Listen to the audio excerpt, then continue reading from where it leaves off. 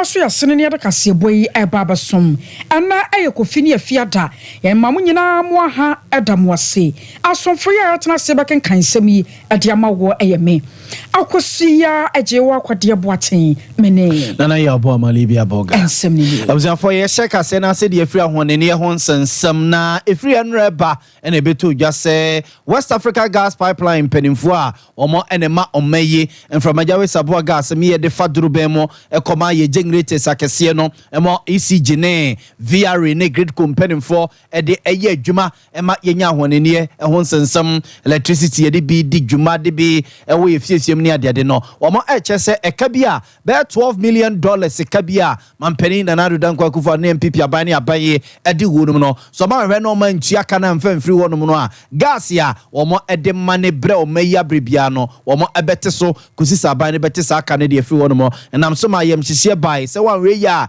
ekoba ne se ya na dumso eba be yi ne tibio na ene osofo be de yekira o hwe o meya won ne ho nsensem yera Collins Adomako Mensa o yem rasbedwani o wo rasbedwe fie ma de hia ewo afigya kwabre no for baton peso so ene o ma yini yadubo achetena se a no ma wi ase nyina ache wade ache bi adwumade so o Sompa television ne Sompa FM so eno no ura ikodi nkomokubusa se no kre se West Africa Gas Pipeline penifo no ahase ebo Ghana ntrene na nyina ye be $12 million seka Ghana badi wo muntia ama sesi ye se gas kura no a wo mo edebre no mo ba bete so na eno wo che se eno krema eno akra no wo ma di nkomo a eka no aban di wonum no wo ma hyase etuatua de krata akra ko ma wonum ama wo mate ase a sa entrene no anani pa bi no mo keka no ni nyina akwakofi ho no mo onabo Collins Adomako Mensa nsemo a wo de to ye nimu ni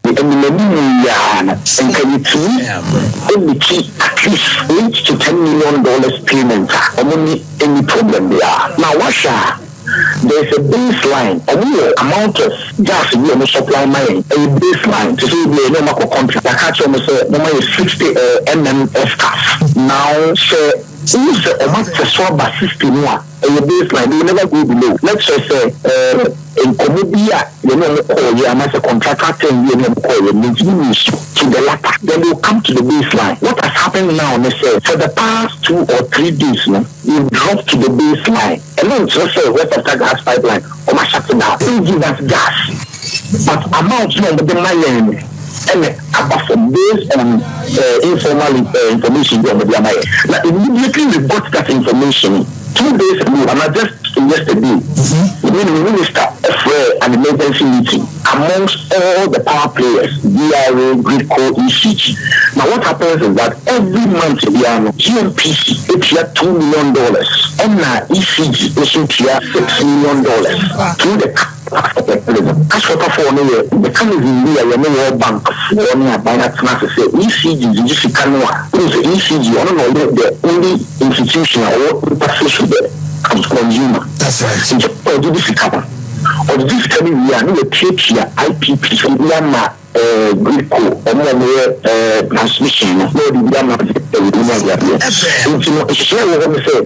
ECG it's $6 million now GMP should $2 million for the gas more in free West Africa Gas Pipeline urban.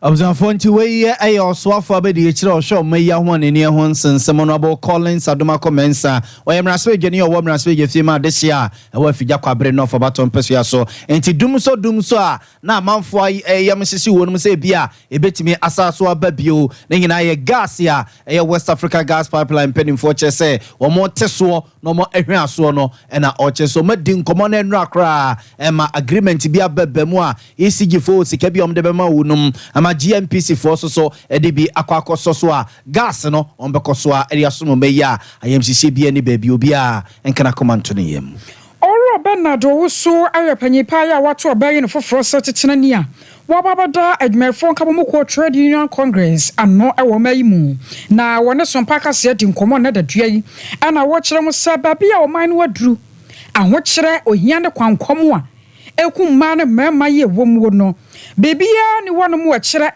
sa wo man no fa wababa fa wababa di so sa tetena ni de ma Trade Union Congress no wababa fa no tra sa no watena so wo se aho kire ne de beba wo manfo be so agu no so na so wonim nyame a wosom no nipa wababedi one manim se kuo anam saya so nkyene wabado obetumi bia sane ebe no obetumi abo adwumefo wo maimu ne sesese obemana se afenso de wose wo pushie anase wo piama aban na sote na aban no so timi yede ma adwumefo no ana ne kyene yada ya obetena se titena ni no waban na fam die biada ama trade union congress asafa no tuma pa e de fra the video you to about a mammy, one part said you want to about mammy. Show me now because I won't come on, can you declare the previous also the women also ask the idea about the teams the core conference, I made an emphatic statement to say that the teams as it stands today a week. Now, when I have the young couple, I have to my other. I see a catcher government to my force, there is hope. Rona said the bottle, one hour feature, teams in the Noma and Kumu, where can you say, I wish you say the current leadership now here, your friend is saying, Noma, you better transfer in your company. Then so, Kumu and your vision, apart from Kumu, you're going for NTDDS. I am using this your platform as the first radio station with also actually. You've done it to my phone now. Say, you're coming. You're saying, you're more different. I got you some retirement in some, your house in some, and this I nearly to my phone with the traffic. Now, the greatest manifesto. Buying so a bit traffic. Now, you say, now, you're no more if you say, I was on my yaman, and now I am my idea, and you come the result. I was on a 10 and Kaya Paya where you know such a 10 year. Wababa me phone Kamukwano or a Bernard. Afian for more Anchor Trafigura Ghana Power Generation Company Limited. Almost so, one more Atana. He said, yeah, one more enam the Huapaso Nina, a Juma, one more person Komoba Ben or Mayimwa, Ghana Banfi say, and Kratasem Contra Genentia Sieno, not Ensino Mutrimwa, or a Mampenin and Arudanko Kufa the pencil, or more Echucho, more Contra Jimo, or more Anti, or more say, no more Jim Patesica, a free Ghana Mampen. Penny abai ho abai so ye na dwene se wontua enti me gene me nibie ena omotebiri asam ne de kodan court a ene abruchire apututu abrofi omokeka ne magu mu a ye kowi ase ne keso mabo mayika e ka omode ato omayi so no ene number $134 million eno ne ka abrofo no abo omayi na se Ghana ba betua se Ghana ba ntua no ene yatete so omayi agapade kese bi a e wo UK abonten so company na kode wo nsa kwakoto so emene womo ene aje ede free Ghana bansem na eba say na kwakwa emprekoto so ebi chese MPP aban na wanya abotre ena chese kukukuku omde kotwa omo contract mu a akofaka we so ede ababi so chese de bi NDC aban na ekoye no ena omo so omo pepredum so ntino omo ekosa contract a na omo efi se emwa omayi na eno na lawyer Kwesi Pentila asemi wabinemu na efi se hyase nyina odinani edi akire esre aban se bebi ade na kwa akoduro no se ekoye mprekoto so ena we na yeye ena we na anyese ena we na amfa uyankwa nkoto ha no mu a oman no ena bebre nti obesre se bebi akwa akosie bia ne ka no a abeto oman so sese no mpedimfo hwe no mo ene company ni abrofo no hyase ni nkomo na ka ne yen hyase nsusom na asomurufenyo emakrama enya bebi mfa ne tinto akobasa wanhwe de ne saa ena akwa yasem kesi abayi ya omayi ekom lawyer Kwesi Pentila nkoma woni ye bo kakra eni NBC and there go when you company traffic way you know in Shisha but for the kind of contract we supply energy to them time na akosomwe am the na another atoka krantina omanu anaso da abano no opedo in Shisha obeye power and actually candia what candia electricity in your own candia what about what or man on BBR Kosomono Nejuma no kind of the Ejimono a short agreement here way and MPP abambaya nyanu kote many other agreements and in this for abanye ya na abanfofo no ba no ohwem ohya so ohwem de da ohya enfe the Ghana na asure ni hihye na amboa o ma Ghana no obotwutwum And see, in them agreement in Coaching, not Banichum. One kind of agreement to be sure, on what the best part of them will transfer them to Kamunadi. Yes, NBC government, Kaya agreement, and the Ghana clear the way and the initial trim. And yet, the more two agreements now, and I'm there, some medicine, I had to Moko Street. And see, I didn't so, I had a man also about football, also back at the 8 minded. But what trouble, I had the more traffic of agreement on favor Ghana and then maybe agreement in number Ghana. No, I some international tribunal, arbitration. Court. And what they would what did the media was some Ghana go. Ghana with a Queen Abana Fado, or the trade agreement in Mono, for lawyer Kwesi Pencil near Tin in Kansas Trafigura Company Limited for Manswa or more any Ghana by HNO Ubia. Na Shasie and in the Aquacosia Nano or Nene Ediachin was Rabai said the Aquacosia Biano a Canayan Shasie Susum Nan Quanquia de Cassie I'm a sense of my Yacomo. I was asking Cronwell John Abdullah Jinapo Quamra Shibajafia. Abajokoya showman in a Mahwadan Sam Sway ranking member a womb and I was a Ghana force her. Mampany Nado Guawagu, Sa Trafigura Ghana Power Generation Company. Wamanti Asia Pomona Ghana Sensan Yaw Kuchasa contract in Muno, and Ghana Yoyuntia. Nemo Nabusia for Sambia Bafo Frono, and a can be man did said Jumano, na Ghana and Yababatia Sadian Hoka. Na Brabrona and this Yaman Yokonaba, now one Babatana Konyashua. One barasa, one bay in 70 Nadia Piemonteso, Ghana for a Batia Sumun Samni and Iswa dear, Naya Hunasa and so a Baybatan. So aboa Ghana anasa wadi wo menhamo e bra opanyipa wona Sompa kase edi nkomono and some say and what to any. They couldn't give any reasonable reason. Their reason was that on termination wouldn't pay any money and it was going to save the state money, and the government and Ghana had grounds to terminate the agreement without paying any money. Don't forget this matter went to court. Government and the Attorney General contested GPGC's claim. Indeed, government was even trying to claim money rather from GPGC. So when government was terminating this agreement, it believed that it was doing so and the government wouldn't pay any money. But today we are paying $134 million, and as we speak, they are now going after our assets in the UK and in the United States. But like I was telling you, while government is telling us that we don't need this power plant, they've gone to sign a 205 megawatts with AXA with similar terms for more than 20 years. And so you could have just kept GPGC, use it or renegotiate with them with a better tariff and offset all these payments. But you cancel one contract because of your own selfish reason. Turn around to sign another contract of 205 megawatts with AXA Energy. You can check from ETG's website. I am telling you that this termination was because of a family feud between some family members of the president on one hand and the other. And when we assume office, you will get to know the real truth and the rationale behind this termination. Also, Namaya Dominia Baba Tanakonya Swa, Yebehuno no Krona Pani Trimupa, na attach the way a year. Abadokoya Shoma Ganima who don't want some Russia the fear ranking member. Ye womo Ora John Abdullah Jinapo. I was for the more free Trafigura Company Limited Mansu Huna Yadama Consent from Dr. Papa Kwesi Indum, maybe a chamo, not any abede pa, and anybody in Sujan Kasami Kradia Wanania, and at this region as a Ghana for Yanamujidi, the info minor and Senensa, no medio may so some penny, no fancy papa welcome, and mammy no me no Ghana, and funny ya person in a dig don't papa be infra, Neso Ghana for a minor, and for home, and it's any party cardia, Nipa Kwaji Yaman for Ginny t-shirt, man papa book, Casusro, and so a banner to a trick, and I just say, and what didn't Edimano. Now, papa, ayo beer, a banner dread dear say ye be yuma, and your mayimu, ye be pa, be a company's baby bar, a ye Indum group of companies, bangi wom, a ye a GN bank, nomnia dia digna, shasia, number cash and so on, 2019 num, a honomo ebane betuja, say abai say, and a bank no, any dreadie, a muna honomo, and into a magic bank in the friend in some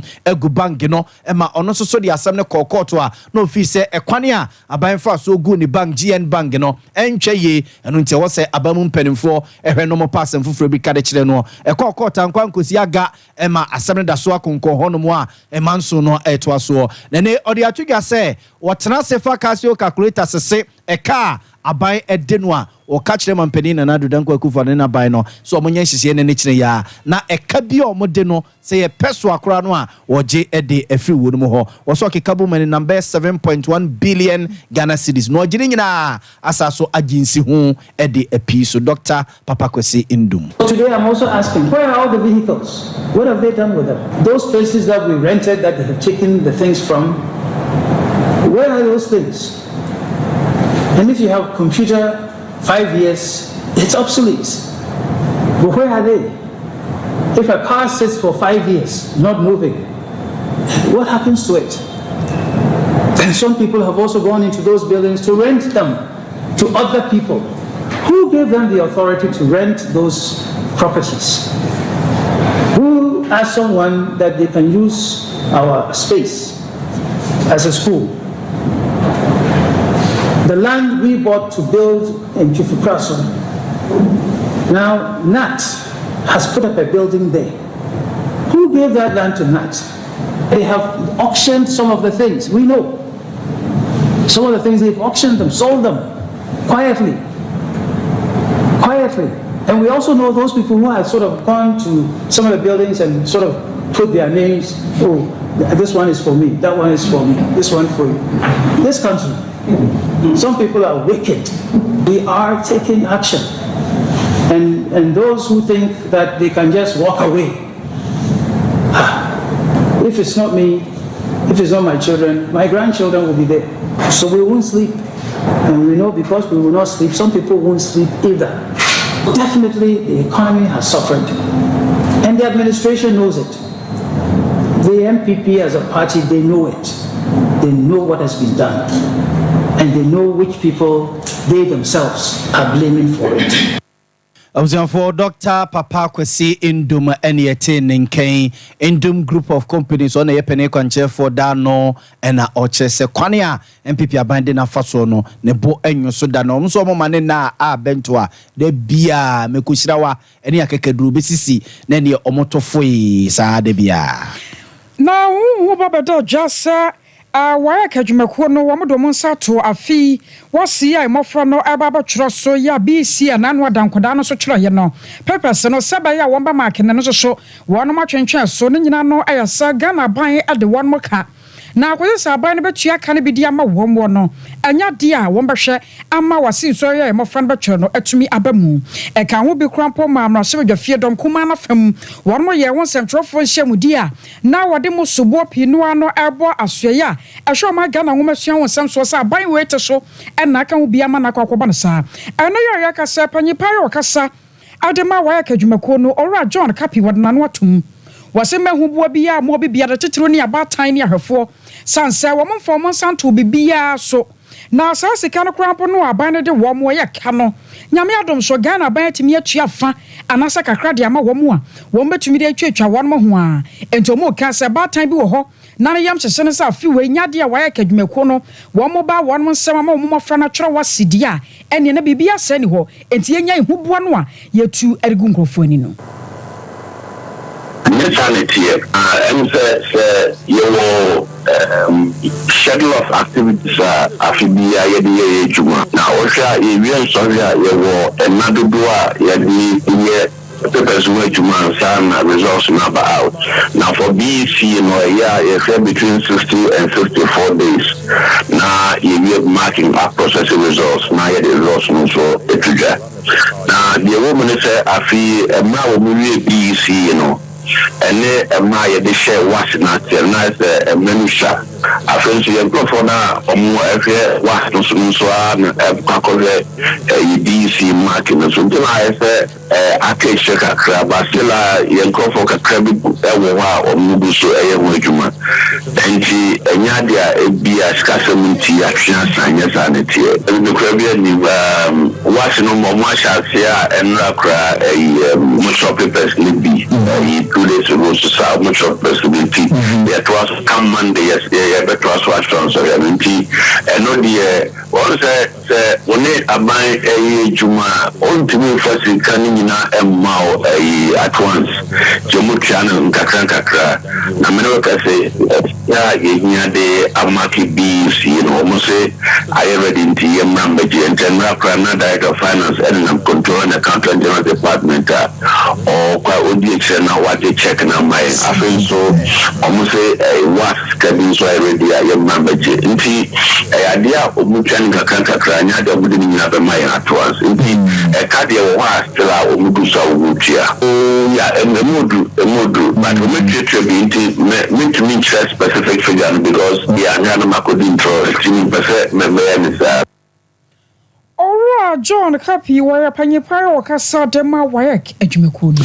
Abzanfo yemfa mo enkwa batuo mu kakra na woni tu ase aka bebo some be miensa nan ne yakwa koto obedie e de kase na gise premu anto anase no nsi ammo e deya abato ho nsem mpaye kase mu da na opani a osi German aban na nam e Ghana mema sei eye Owura Daniel Crow na papa na ekire se wo mo no mpanimfo no ache se wo mo fra amanfo nkro so wo mo ba bebo mo sisi wo mayimu sa ambassador fo no wo mo no de wo mani hwepete tekremu hwe afia bato no a Ghana fo ye bobo ho ne yakwa akoto no a wo mo de wo hu ne se hedene so bi betime gira ba bi asechire na wa fe ne se aduasa bi enu akase bi a MPP anase NDC na ebefa ma no na wadi nkunim ewom wo mo eche se be ne pa na mo de wo mu hwehwemu kakra ne wo maso mo de toto fom ene nkomo kakra wo madidie no kame akwa ete se afia bato no a Ghana ye bobo ho ato no December bosom de to so no eyire so pa so se dani a second round bebem ansa ne bia ye nyobi a obedi o man so se mampani Owura Daniel Crow ni nsemo a wode atu dwa kakra ni of the transition of power and that they every 8 years managed to have this handing over and I don't expect anything less than that the Ghanaian people will make sure that their vote, that their decision on the date of election will be respected and implemented.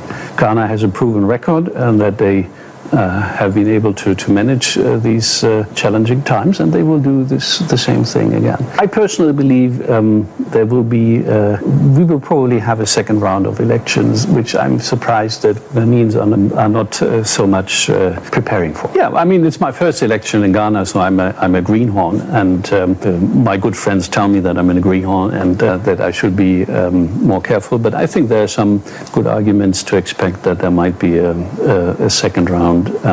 And you mentioned some interventions which make me think of times in the United States electoral process where Mr. Trump states that he will never accept defeat. I think Democrats need to have a different attitudes that would be very would show a disrespect. Abzanfo pani Daniel Crow obi a wo si German aban na nam wo Ghana mema sei na afia bato na ye babo ho akwakoto no se ne omososo omusi hunefa na oboboso de kire no I was a concern from Fifiman so for your Munya for Justina Marigoda son. Yaka say Wakako Power Office for Fro to my a year audit service. One office I will keep Kosia war in Fifiman Temu.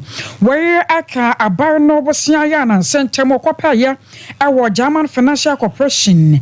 Muya, Yade Baba Sisi, offices, dear ma a year audit service. I will my Ghana emu. Na Sikatu dear Ghana Banco Pagano. Na a 30 million euros. Ya emubi and odia kwako si regional office. E won 50 month diama audit service for. Na ebra ma me Hassan Mergood. Asan okwire na worker sano. And some dear obro shopi nuwa ya watcho say. Ghana ban e ni swade hunu ne botaye. Ya wade baba boa amo man se kasam se pense mu ye hunu ba bia fa ne ebu ho akonta etumi agina so pa. Na rekrampo ye ne nkuma mu ya enche na kase mu aban no ebeda ne die. These infrastructural developments are not merely about buildings. They are about fortifying the very foundation of our nation's audit system by strengthening the regional and district structures of the audit service. We are enhancing its capacity to fulfill its constitutional mandates more effectively, ensuring that public resources are managed with the highest levels of integrity. To support this critical work, my government has consistently ensured that the Office of the Auditor General receives its fair share of budgetary allocations. This commitment has allowed the service to complete several projects that were initiated in 2012 but had stalled at various stages of completion across the country. Notable among these are the 4-story regional office complex in Kumasi, the 3-story regional office in Tamale, as well as district offices in Abuna, Woneba, Tumu, and Ketikanchi. These facilities are now fully operational, serving the needs of the service with distinction. And what you know, head of corporations at the German embassy, Francisca Jebens, one so Ekasakakra. Is intended to contribute to the Ghanaian development agenda through fostering effective, transparent, and accountable public institutions at all levels in adherence with the principles of good governance. Its objective is to increase accountability through the strengthening of the National Audit Service, especially at the decentralized level. Good governance is a fundamental pillar of all German cooperation projects, as it is a prerequisite for effective development. Transparent financial management will enhance the trust of the Ghanaian population in national institutions. Furthermore, transparent and efficient procedures, constantly monitored and improved, will also reduce costs for private companies, thereby fostering also economic growth. These offices, spread across 10 different regions, will enable the audit service to fulfill its mandate more effectively and to follow up on the implementation of audit recommendations in a timely manner.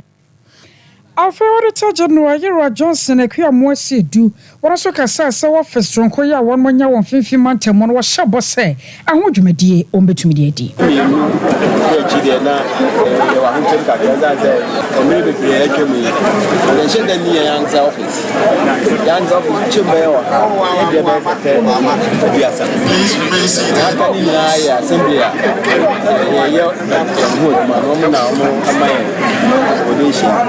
My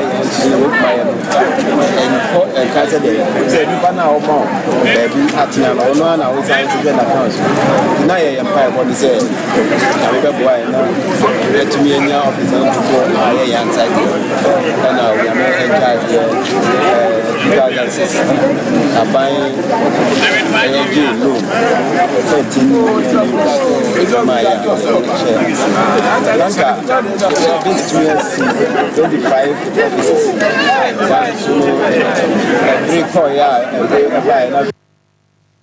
Auditor General Johnson Equia Mosi do and Naya turning can also see at a Kayadian Bakwa. Just how they are caught on the first clinic, Sansa woman, they won't feed ye. Ya, they shall show the pedianum. I will see one more Juma what say. Now, look at our 4 year also, I will tell papa. And I cried one more to South Africa. Ya, one more shot upon demo shall say. Now, book your appointment, and one morning come will see at a Kayadian woman to open one more shot the amount. For one more man, Kumasi and as a Ghana, dear no, a 0540 311 0540 311 311. Cloud internet, the fastest internet in the world. Yes, say, what internet, papa, yeah, what join and suono, el gugun kakranka crasano. One here internet in the batia court, so one yan papa mua.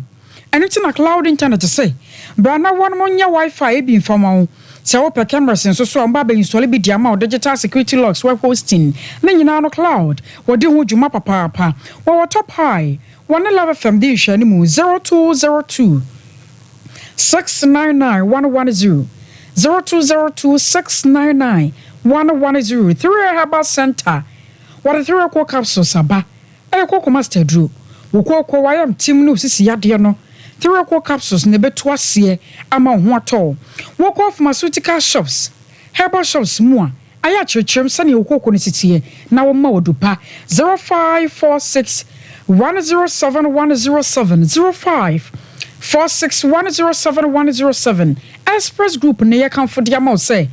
Akwanto mu de eda won mabam.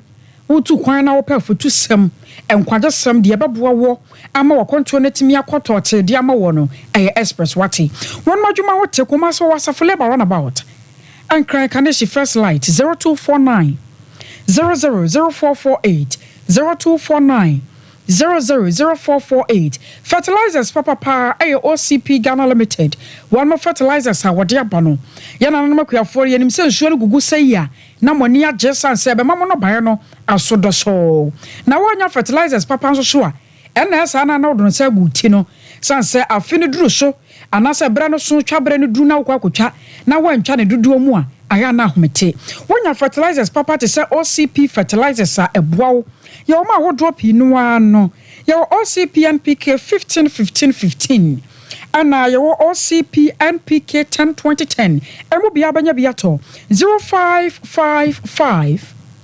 909437 0555 909437 Liberty Conference ninio abusua 31st August ana ebaswo the heat anoni asemnity na wose waman yodu bwache wano ana ejina muo nyame akwa nyama nwosra wono so na wode nsa ato Ghana man so anu achi na dwom to foya ato nsa de afra wonom yewa kofi pepra wo ba bi yera kwa hujasi minister kwam jedu won munyina ka ho no pa no nsia na ya sha se wo Jubilee Park aya fa ho jim na entumi nkoye mfama mizo ana 5G drink ne yededan ho eya no de ahoden wom na ti apo gina na so sane wada no waye no ehye pa we yeboa wafo esujafo nka ho enti kwaba no sa no na wonya mizo kakra ana 5G bi na wonya obrodo bi ana pai bi kakra no aya na hye 0246 270221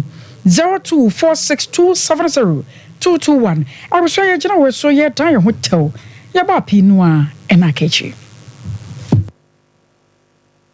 21st clinic aye sciatica expert sciatica no o nerves na wo to ase na fa wo siremu na fa wo nansia besi ase ho no se ho techema eno ene ye fa ne sciatica na etimi bubu o to ase ka wo se dwe wo sirem wo je ho ba bia enye na eno na 21st clinic ba ye adwuma pa wo mu ye ntia baso bo ma gine wo Ghana ha ene amono ne enya asem ketua Womuji international awards ahodo womuji local awards ahodo na anu nso na womu be the only sciatica research and treatment center in Africa bibrim ha no ebi ni baabi a gise 21st clinic nko a womu de bibiduro ene besa o yare no masa de machine aka ho eya yare sabia yare bia wutimi de ko ne mama ade ba ko a womu gidi womu pa no eye sciatica ena stroke nso de kwa diabetes ne hypertension ne ade ne ade Ghana ha baabi a womu ho 0540 311 311 0540 311 311 That's a 21st clinic. Woman is sciatica expert.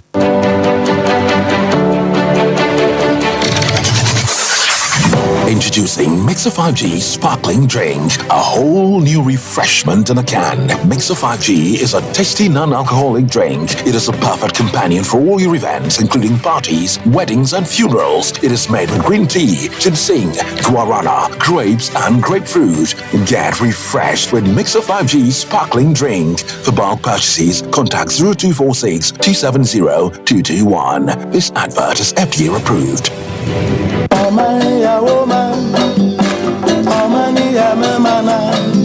Piafoi afuye na saduru hobi mu enti wo dwedwe fertilizer afiwei ubayusu ana esanse afra se fertilizer woto ye amwa wo no na ma wadwuma no anyina eto ape onobaye no antumi anyini na nso do so e ma woboka ani atumda fertilizer papa abadwa so de eno ane OCP fertilizer egumu ahodo akuafo a modo enobaye ebitise atoko awuo emo ene atosode ahodo no omo enkoje OCP MPK 15 ana OCP MPK 10 akuafo a omoso edo legumes ebiti say soya beans peanuts and beans omoso enkoje OCP fertilizer a eye TSP OCP fertilizer ebusu wo baabia ye ton ya yoma e wo man Ghana mu ha enoti atufo enfre 0555 909 437 ana 0555 909 433 OCP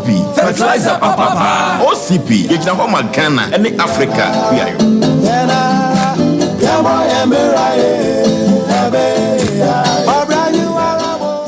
Brakasa ye duaba won waso a ne dwumadi wo nipadua biara pom den ene na brabo mu ne hiye pa enye brakasa nko nuaba ne haban bi te se kwunsusu a abonwono ne dia akeka ho no kura enwanunu ahodo a ekọ animu yi ankasa brakasa ne sa nuaba yi binom ne akeka bobudi afa abefo kwan so a ye dia ye brakasa powder brakasa powder siesi nipadua na abakwa ahodo no ho ban afrimpani yade ne yade ahodo pi ho fa enkodate de ma baako freduane anopa ne anwumre anafa enkodate de ma baako ewo ni nsuhie yeti anopa ne anwumre wobra wodidi awie ubenya brakasa powder to Kingswalk Herbal ne Heroes Herbal Accra Okesi Drug Lane Dani Herbal Kumasi Mensa Takrade Mose Pharmacy ne Greenlight Pharmacy Sunwane Kashenkari Supermarket Asantwa Herbal ne Bibidro Depot Techiman Sewa Herbal Mampong etufo mfre 0550 19 15 14 brakasa powder aduane san yedro FD ahwehwe sankratu emu agiatum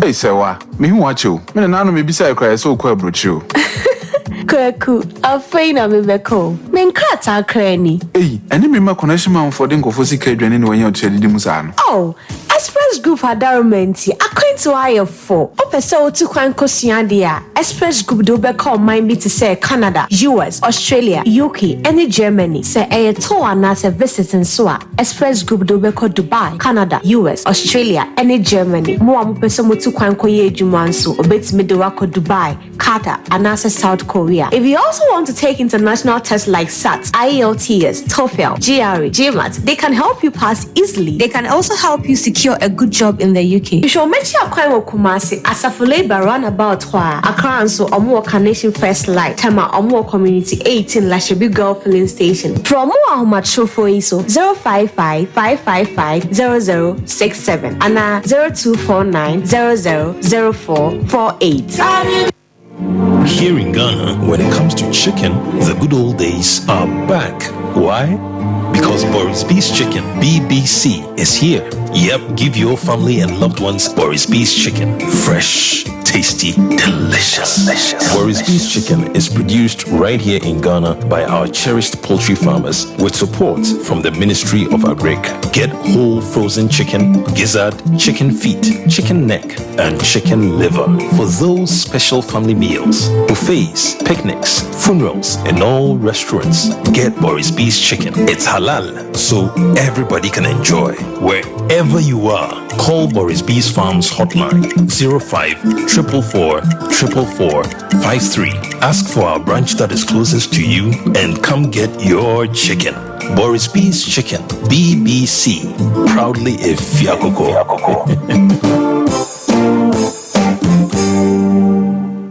Oja sun kroni moja.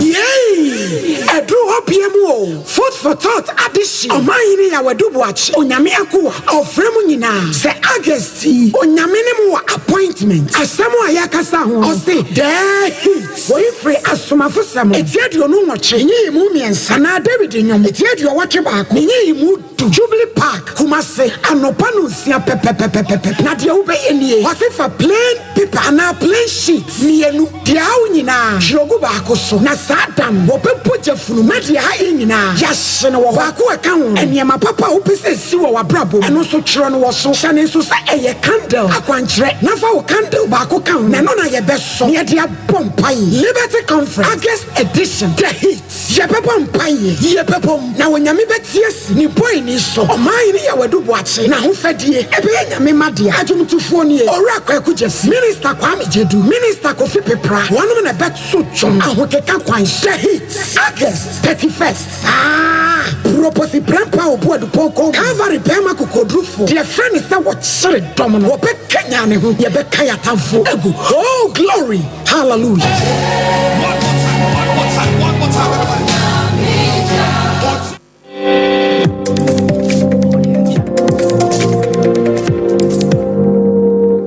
Sompa TV, Emma Akitiapa. For a summer, Makwaba Bioba Sompa television, we are prem to break a see so. Oti and Cow Bononia of Mantem Nemoa, Sompa 98.9 FM, no. So Bono Isia, Sompa 90.7 FM, and Kuta Mu, a Santaman Temunin and Potamo, Sompa 93.1 FM, Yentua, Cassiano so and Fa and Mamo. Ora Richard Kumado, and Wayane say, Afia Batuono, or Herpetata Cremua, one day Ohuni say, when you and Cupinoa, ABC Abatuno, if send Yamabia. Who here also MPP ni NDC for no more money ko ho na omoma abato comments and impering for enya nchechimum eba ba niema mu echre Ghana for no eno na MPP ni NDC for more money nko ne mum yesi asumdua pam peace agreement you say peace pack you say one wire NDC for so mon sign eno no mum no mani di eche wabra sa asumdua pam yi sabo be sign samon sign abane yetu wie no bi nte no hwase a court omodi akoi no man sensan ana wo mo sensan to fi say niema binuma wo so mo hwe ma amanfo nya omo ho ntiase te se ne ya bato komesa ne mpeni fo chesa bato ngoma omo ebiema to no obi ankɔhwe udin se womu se spelling ye so picture wom se ya wasanya wa no kese ye nyina atwi ye ni ene ye gya ne trasa ena de wunhia ena MPP ni NDC fo twe man so wabra de sefata no womo egya ne trasa ura Richard Kumado ayobi e ba bambo mu nsemu a wabene ye pa. And that is what ECOWAS is talking about. NCC need budget. And so when you depend on NCC, you do education, they cannot do it. And displacement is facing you ahead of you in the election. That will create major problems among young issue. Because star 711, star 51 hash. Muslim Dali, I'm not forced to pay 50 cities. People don't want to pay. And once we are not educated as voters, we mistake. On election day, you need NDC, you need NPP, you are Ghanaians who are going to vote because you don't know where anybody is voting. And those are the things you need to pay much attention and address them. You're here education. Because I am my education, your police station, your creative problem. Now that problem, no, I am free police for. A creative problem, because I'm not for very agitated and nervous. Not conspiracy theories about that people want to disemphasize them. And to the individuals who are going to vote, we need education, public education. And that is what you need. And once you don't educate the people, meaning you have corporates, not problems about all over the country. And that is not what you want. And that is what is going to lead to trouble, considering the fact that election outcomes create problems for West African countries. Some of them have led to military takeover and coup d'etat. It's not the peace pact. When you say the peace pact and the people are not educated. For Penny Richard Kumado and Yetin Kane. And I know the Ghana by Power District Road Network Improvement Program. I drop a hunt machines like a series of now at me. I'm a draw as a fan to my and what my dear son call and a banner at the Yema and I at the some machines as I tell my Umbaba Daniel at the Amazon and Sibia. I also Akoji amajo so a akoji ma me wase sabu ya me no kase de me gina RCC na ubehwe ha mo a enema na ayefu munyan ni na kire se omampeni na danko fuado le biswa de hu emu ba ko a ne hia no eye akwan yie a yenya ni kire se me de eguso ba santimante mu a samra ba na woni kire se na ekoso enam ya hu de bebre na ekoso na numu na nam so emma osi dwumadie no se ko ba se de hye abrofo se kura bomu ya echie kwa no ese district anasa assembly ahodo no omusumi tumi de enima ahodo bi from chesen se ba bi hodo mu a eye sabe ekwasi kakra hodo de ntumi ma doni ntumi ko ye dwuma kwa no ese assembly no abisu tumi eboa no so so ye de from de na so emo de excavator ahodo enne enima ahodo a bitumi aboa ma akwanyi ene nemfa na woto no so etumi aye dwuma na no ene didu a wode ba asantemantem harmon regional minister egina nemu na wayi ne di edi atre asanteman se de be ye beboa me di etumi koso na ni nemu no ye wo tafo MCE a yewa lord minister lansan e wo nche harmo a dibedi ono so ni tafo wo ni so ade so wo mu a ne so tumi biko alabo ni ma aha ade ba Sompa TV so na radio so elewie meje osiminia ana bo dibedi yi woni chia de akoso o mampeni ne hyehyɛ waye ama ebiaso wo so ɛwɔ momensin ahodoɔ a saa bɛ mu de bɛdi dwuma asɛm bɛn ɛna wobɛka ɛde afa dwumadi a ɛkɔ so ɛnnɛ na ɔne so ade mu medase ne akwanya wode a megye sɛ wei deɛ ɛda yɛ nyina yɛnom adagya ɛbɛyɛ nna kakra ni ɛna wampanyin Nana Adonko Akufo-Addo to nsa frɛ yɛ nyinaa ne mamfɔm bɛkɔhyia mu wɔ nkan ɛberɛ mfidie no Ghana deɛ nyinaa no yɛ krado no ɔma yɛbɛyɛ ho adansefoɔ wɔ nkan Black Stars Square yɛ nyinaa ɛkɔhwɛ bi na yɛwieɛ no na nhyehyɛeɛ nkyerɛ sɛ ɛbɛba na region nso so yɛda no adi sɛ ansa na district biafa no deɛ de akɔ nyame ade me nnɛ ɛna minister yɛ nhyehyɛeɛ sɛ mantam ha nyinaa MDCs ne manfo yɛmɛhyia na yɛyɛkyɛ fa yɛn nsa aka no yɛfa ho ntoma wia na obi atumi de akɔ na megyidi sɛ wɔ ɔmanya bakɔsɛm no wei nso so yɛ ade kɛseɛ baako paa yɛn nsa aka obi ani agye yɛakwan a ɛnyɛ nnuane a ɛsɛ wɔ nwura ɔmɛntimi mantam nyinaa yɛgyina akwan a ɛnyɛ so nti sɛ mansini no wɔ mfidie bi akyi sɛ a ɛno ase yɛde twa atwa so na ayɛ mu trouble na nneɛma no atumi aba ntɛm ɛno ne aban no botaeɛ a nti yɛhu ne nnɛ a ayɛ anikasɛm ne anigyesɛm ɛde ama Ghanafo nyinaa ana wɔyɛhwɛ nsiesie a dwumadie no sɛ kɔba sɛ ho to kyema a yɛbɛsiesie ne nyinaa no sɛn ɛna wosi yɛhu nhyehyɛeɛ no nyinaa da kwan sɛ yɛwɔ team a ɛbɛyɛ ho nsiesie ɛnyɛ afei na abɛkasa ase nti wɔtam de akɔ maase anaasɛ wɔtam de akɔ baabi wobɛfrɛ ɔmbɛba abɛsiesie ama saa nhyehyɛeɛ no nyinaa da kwan mu a mansini biara ni problem ɛfa mfidie no siesie obi sɛ team no wɔ plant proof a ɔmo hyehyɛeɛ no biribiara no ɔmo team ɔmo ankasa na ɛbɛba bra no abɛsiesie mfidie no ɛde ama yɛn awerɛhyɛmu nsɛm bɛ na ɔde ma wo mpe so aso sɛ nnɛ mu nsa akɛn obiara da kwan sɛ kwan biara so no wode bɛba bɛboa no mpɔti mu ama bio no wei yɛ ahotɔsoɔ kɛseɛ sɛ ɛnɛ yi deɛ sɛdeɛ yɛkɔn mu bu mema nkyɛmu kwan atɛe gata bi da baabi no saa nnwuma nketenkete nyinaa nɛ no yɛnkɔdan wɔ biara yɛnya ho mfidie yɛho sika kakra nso baka ho a animanim yɛ a yɛbɛtumi de akɔyi saa haw no nyinaa de afiri hɔ ama abɛn fa so deɛ no mantam ne toko biara mu atumi nya mfa so ne akɔyi saa haw nketenkete no afiri hɔ ɛnɛ ne tina yɛ Honorable Mamen Nawase, Honorable Inusa Lansa, a Tafo Municipal Chief Executive Officer, Ono, and a media airport war, RCC Hanmo, also Chefin Women to Waba, Edwin and Nick Richard, Nakusha, and Hudwa, Yaduba Hanmo, a be a water tanker, excavators, pre-welded, and tipper trucks. Pickups, brother, and the rollers. A new Yama Hudwa, Obahanwa, and no and Nancy Diabich Maybe, now or the Aquan Pistols, what could you and then Yapahun Toma, district and MMBC for no, which me and Saka normally or Mumpotemu, Aqua de Hudma, Amana Yakusha. To where I some man Snibia Bajana Diana say.